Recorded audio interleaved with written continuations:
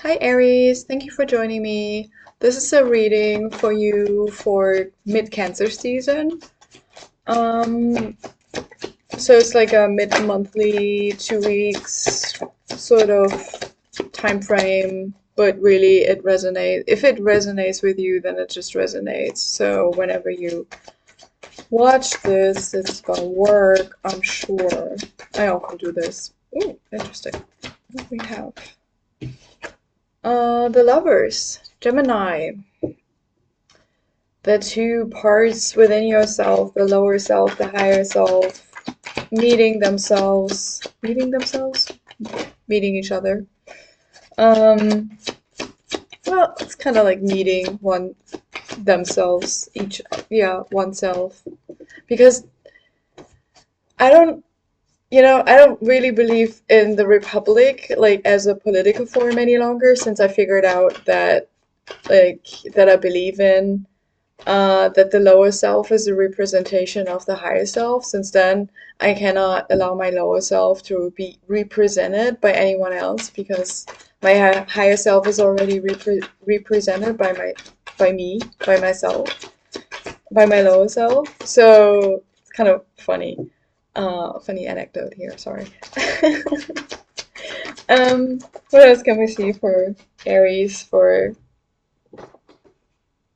Aries.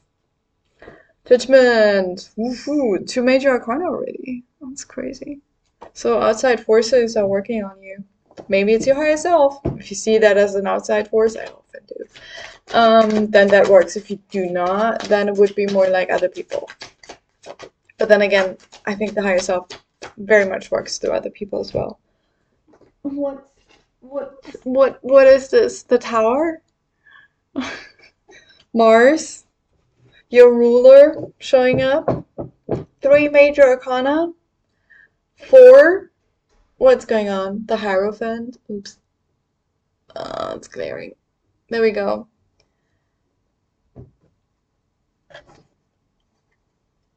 I don't know what to say. Like, these are pre-shuffled, so we can just go ahead because I need to clarify this. I have no idea what's going on here. What's going on here? What's going on here? This is crazy. Okay. Can we please clarify the Lovers? The first out of four major arcana on the table. What can we see about the Lovers? No. I don't like to take flip arounds. There we go. Four of Wands. An Aries card. Another Aries card. If you count Mars as an Aries card, which pretty legit. But this is the third decan of Aries. So if you have placements in Aries in the last third of Aries, then this is particularly important to you. Okay, and then we have a bunch of cards. Six of Swords and Six of Cups, and I think Seven of Wands. There we go. All right. So major forces are working on you, granted. Absolutely. But you also have your own stuff to do, which isn't easy because at the bottom here is the Five of Wands. For now, at least.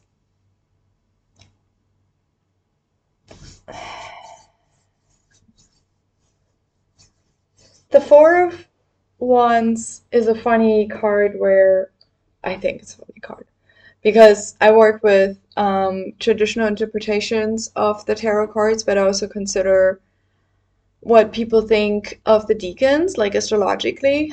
The decans are 10 degrees of each sign, so that's why I say if you have any placements in the last 10 degrees of Aries, this is particularly important to you. This is because this card is associated with the last decan of Aries, the Four of Wands here. And um, and I would say an astrological researcher has put out deacon symbols for the deacons based on empirical research, like stellar work.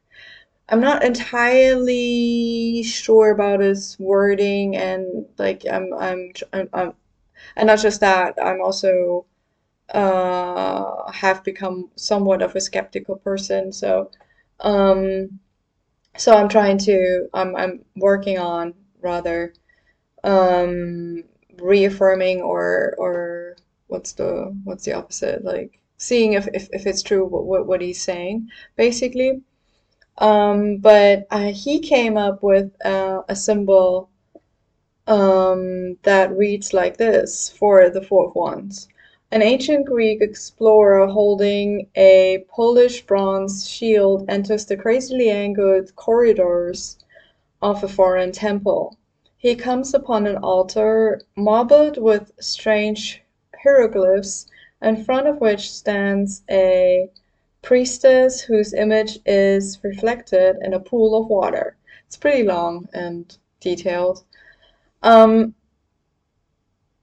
it is what he's describing in this symbol, I think, is two civilizations meeting each other. Um, one older, one younger, one somewhat more sophisticated than the other, but then again, you could argue both, really. So two kind of like two children meeting of very different schools of thoughts, you could also say, or not children, maybe just students or prodigy probably, offspring of those schools of thoughts. Um, and making something, they meet and they make something fruitful out of it. Because the Four of Wands, traditionally, if you look at the picture of it, it's celebration. It's two people cheering in the background. There's this garland of decoration, whatever it's called, of flowers tied to the wands. And it often is associated with weddings, for example, like um, really positive developments in one's life. And it's also a deacon ruled or associated with Venus, and Austin Coppock calls this deacon burning rose. So there's a lot of love and even flirtations, but also celebrations and just generally a very fertile ground, let's say, for developments. Um, not and also because this deacon is associated with metals, like metal, what's the word? What are those craftsmen called that melt metal? I forgot.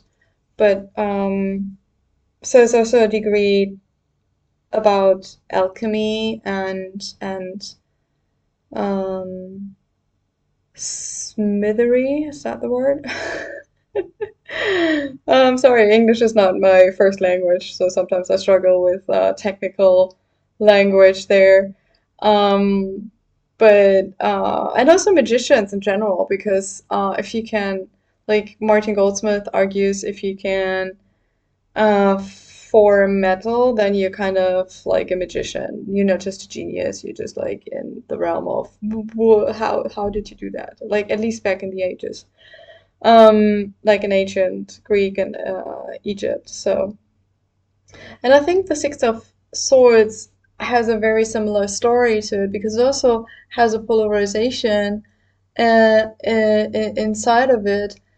Like we see this ferryman here with the woman and the child, and they are crossing a river or a sea, So there's it implies to riverbanks or to banks of the sea, beaches, whatever, piers, um, two sides of the sea in general. And you can also see that one side of the boat has very still water, the one in the background, but in the foreground there is choppy water. Um, but it is really the interface of two different realms, and you're just right at this um, in this interface, and you're interacting with both sides, and that usually gives a very it's a very fruitful place. And the Seven of Wands is a card that very much talks about um, standing one's ground, being seen. It's the late Leo deacon, so the last one, a very mature Leonine energy that knows what it's doing. And Martin Goldsmith talks about a man receiving a gold medal for his achievements, like I think it's a rock star, and then he performs with his band like a signature hit or something. So he really knows his stuff. Um, and the Six of Cups is a card that can talk about the past, like it's the mid Scorpio deacon, in a way, the most scorpionic deacon there is, if you consider the middle deacon to be the most pure energy of the sign. And it talks about a couple who had a fight in the past and like going over what actually happened. Um, and they're in water, they're canoeing. So they're in a canoe on water, and their canoe gets stuck on a rock or something. So there's choppy water in a way. So in the past, I would say you had some um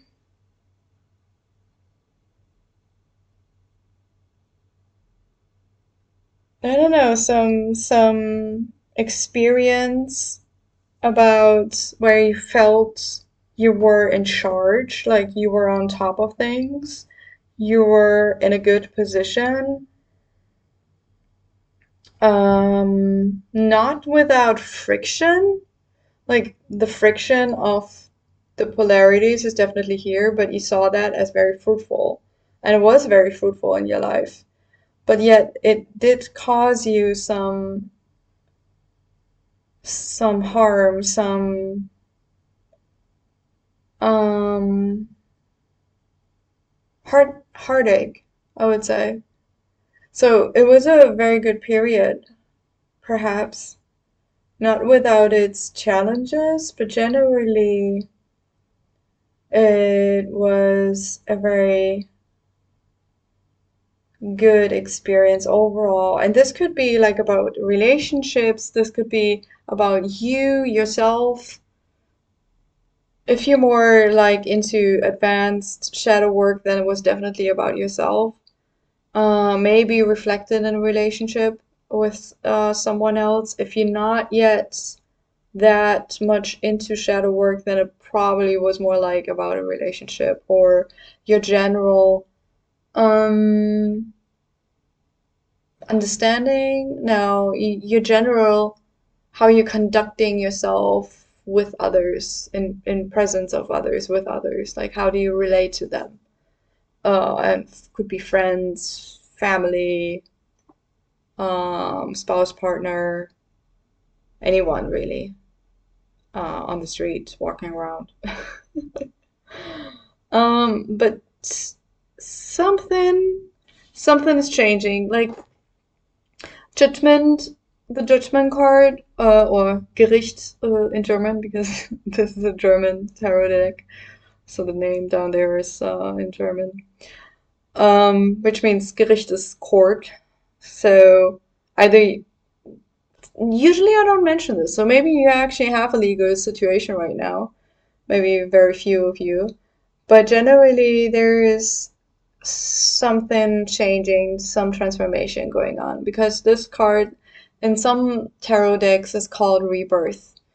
Kind of like alluding to the Death card, number 13, the Scorpio card, which also is sometimes called Transformation. But Rebirth is more like coming out of it, like the people here, they're considered to be dead. They're coming out of their coffins after they have died, because this is, oh, what do you call it in English? The day of resurrection or something? Judgment Day. I guess it's just Judgment Day. Um, let's clarify this and figure out what this is. Like, what is this rebirth moment right now? How are you rebirthing yourself? What is changing? Can we see some clarifying cards for this Judgment card, please? Aries showing its face. Justice coming in. Hopefully, would be nice. We can all use a little bit of justice, I think. There we have the Star. The Star on the floor. Terrible there. There we go. The Star. Can we see more about this Judgment card? Is it just outside forces? No.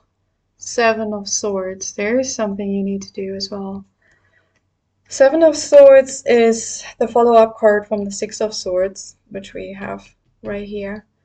It tied, like Austin Coppe calls this card knots. It kind of ties together again what was once separated. This is crazy. Two of Cups, another card of polarities, and polarities again. Gemini again. The Lover's card. Yeah. I would say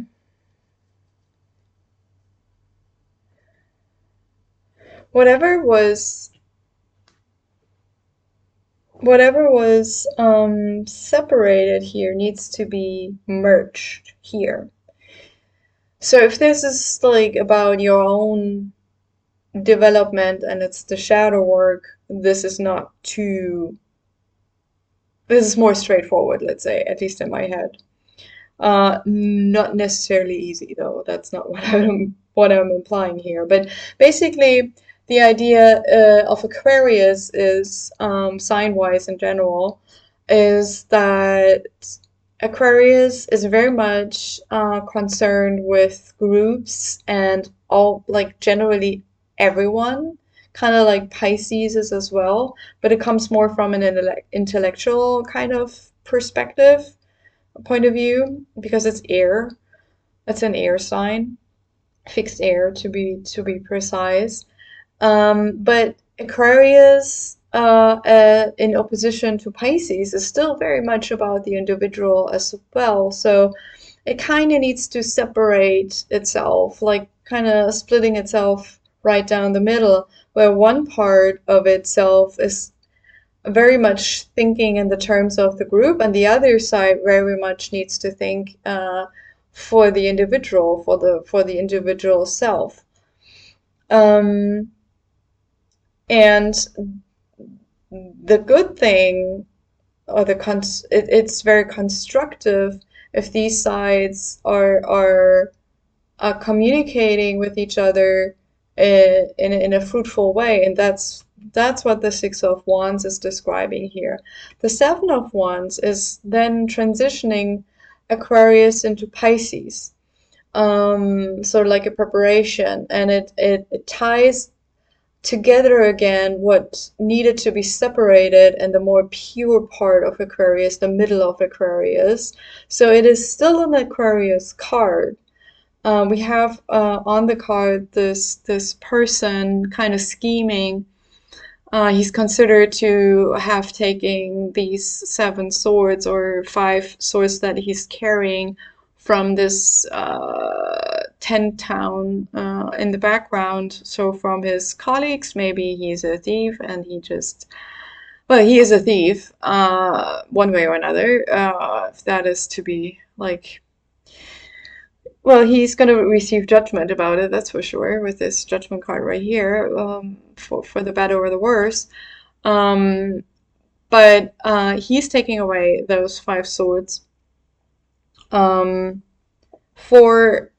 well, is he taking it to just use it for himself because he's going out for a major battle and he just needs to have 5 swords? I mean, that's kind of, it doesn't sound very probable because swords are very heavy, so somebody actually carrying 5 swords is already quite a feat, I would say. Um, but he could have taken those 5 swords for another group of people, so he's kind of like transferring goods from one group to another. And maybe the people that he's taking the swords from have enough. We don't know the story. It's the 7 of Swords can be a card of like uh well, criminal actions, like in a more or bad actions, not necessarily legally, criminally, but bad actions. But they can also, since justice at least showed its face, no, justice didn't, but Aries did, and Aries is, I think, the modern ruler of Libra, and justice is the Libra card. So still, I think justice, not the card, but the principle showed its face, not committing yet, but kind of is lurking around the corner. So there are, I think you're in the process of either realizing where the split part is within yourself, and you need to tie those things together, not necessarily because they're wrong and they should be like, tying them together does not mean that they should not be separated. There's a reason why they are separated, and I think it's important to honor that. But it's also important to have them work more closely together again, or for the first time, or something. And there's, um, bu- bu- bu- bu- I wanna clarify the star here because the star feels like some guidance or some. The, the star is also just Aquarius energy, talking about the healing waters of Aquarius, and we have the 2 of Cups here, also alluding to emotions, but I don't really get the entire story, the emotional story behind this yet. Maybe, maybe, yeah, the 6 of Cups here, some old wounds. I don't know. What can we see about the star card here, or the emotional situation in general? What is the guidance here? What is the trigger? What else can we know here? Thank you. Yeah, 5 of Cups. Somebody pushed over your cups. Like in this picture, the 5 cups are all standing up, but traditionally in the Rider-Waite-Smith deck, so that's the name of this deck here, which is widely used, the 3 of the Cups have been pushed over and there's spilled fluid, colorful, probably very valuable fluid on the ground having been spilled, and the guy very much is sulking over it and maybe regretting his actions, but he's definitely very sad. And it's not necessarily that somebody else pushed something over or like that there needs to be someone to blame. Sometimes we need to blame others, I think, and in the beginning, if we really suffered a loss, it can help, very much help to blame someone else, or something else. Um, but overall, long term, I think it never serves us. Never serves us to blame others or another thing outside ourselves. Not saying that we should blame ourselves either. I think the blaming overall is not very helpful long term because it kind of makes us, what is the word, unsovereign? Like, because it takes away the responsibility that we have for ourselves. Because if we have, if we believe, if we truly believe that, like, the body and, like, if I take myself as an example, like the body that's sitting here right now in a chair, talking into a microphone, looking into a camera, that's just a lower representation of a higher self that is talking through this representation and of itself in the lower plane. So there is a higher institution, so to speak, of myself that is in charge. If I truly believe that, then this higher force, this higher self, is responsible and it knows what's really going on, at least on the higher levels. I might not be privy to all of the information. I certainly am not, like personally. I usually don't know what's going on. But that does not mean that the higher self has not figured it out. But it also doesn't mean that I, as a lower self, don't have any responsibilities. I kind of see myself as a CEO. CEO, is that the right word?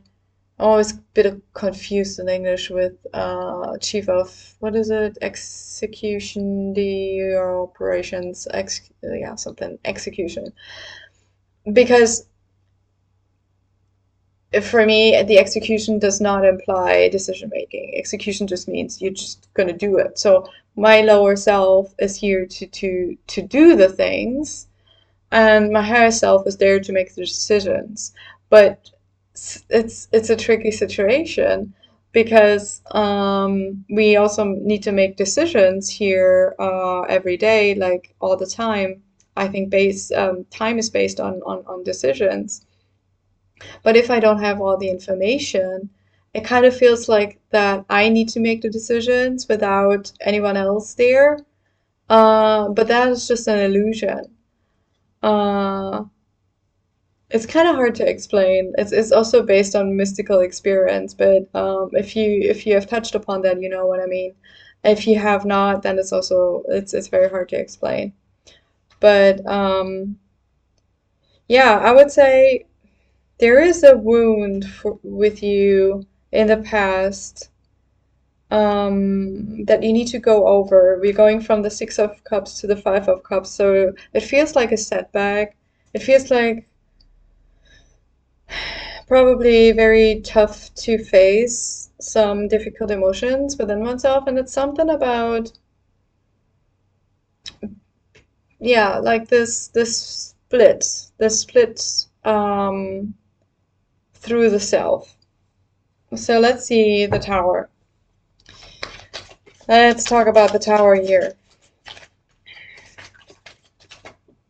There we go. An Eight of Cups.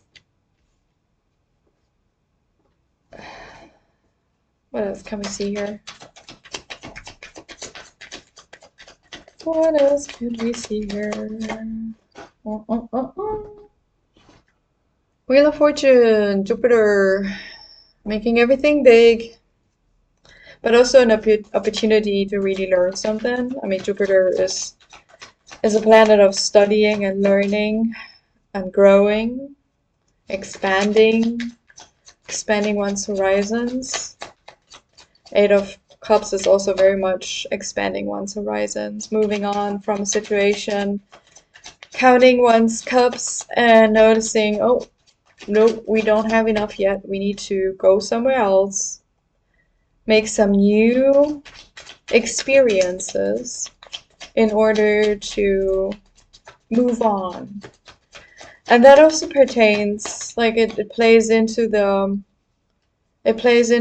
overall scheme, which is the Hierophant. I have not talked about the Hierophant yet at all, but it is a card that is a very traditional card, like a very much associated with religion or any kind of hierarchical structures that have been in place for many years, decades, hundreds, like centuries, and even millennia. So I would like to have one more card though for this tower. If I could have that. Yeah, there we go. Two of Wands, another card of polarities. So,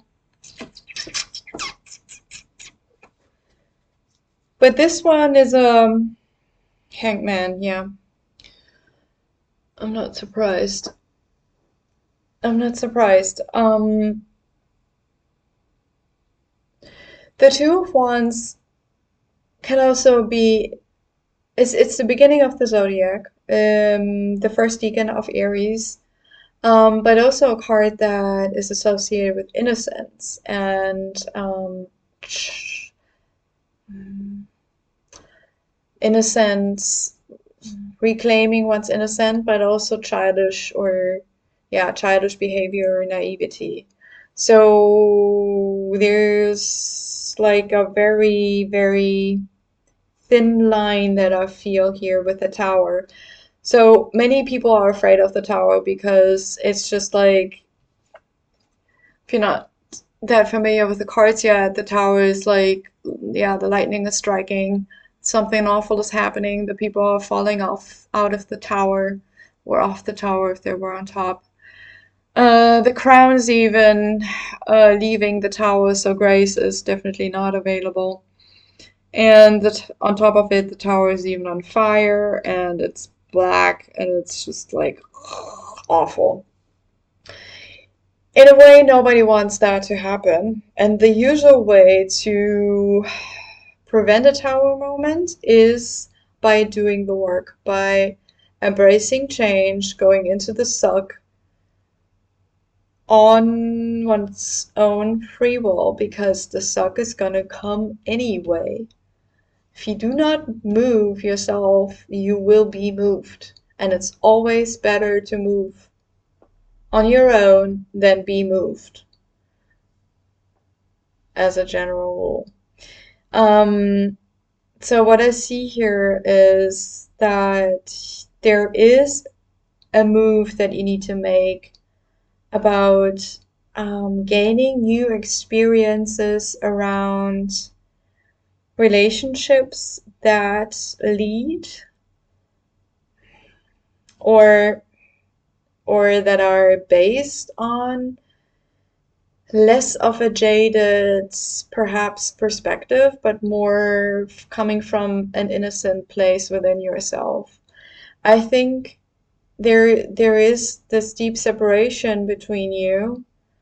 Maybe it is thoughts and emotions, and you have a problem of getting those two aligned, or accessing your emotions overall. I cannot tell you right now, but there is a deep wound within yourself, and you have to go over it again and find more of an innocent view within yourself. Otherwise, the tower will swoop in, and you probably will be pushed into naivety, and we really, really don't want that. Because this Two of Wands energy kind of feels like it wants to show itself, like, because the Two of Wands and the Hierophant here are really almost opposing energies, but they're not opposing each other really. They're so different that they have no relationship to each other. That's called aversion in Hellenistic astrology. And I think the only way out of this is just going within, just being the hanged man here.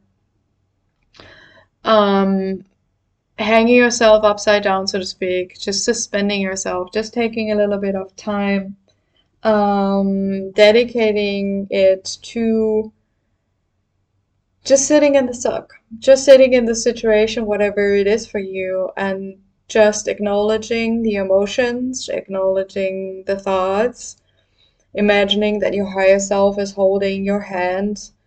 Whatever helps, whatever you need to do, it's fine. You can do that. And then I think you have a much better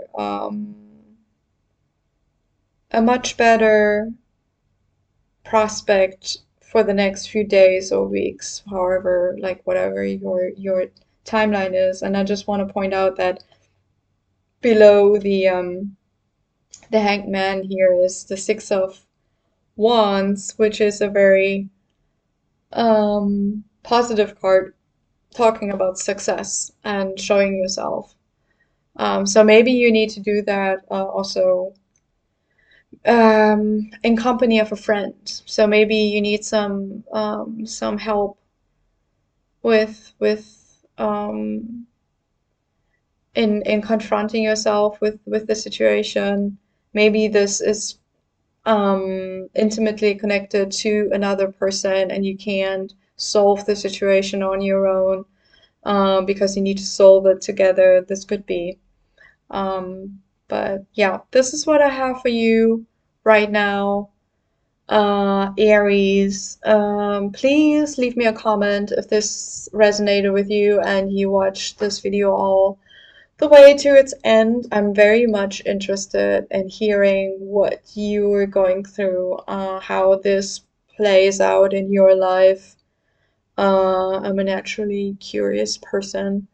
Um, Also like the video if that's your thing, if you like the video yourself, like give it a thumbs up. That's what I mean. I just repeated liking twice, which didn't make a lot of sense, I guess.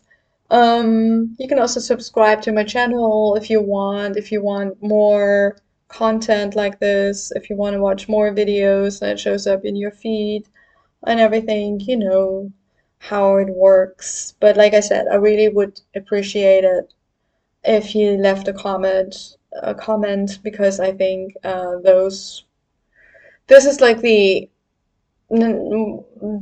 big the equivalent of an actual physical conversation in a way. Like I think the internet is all about communication, but what it really does is muting people. It's crazy. Anyway, that's what I have for you today. Have a splendid day. Bye bye.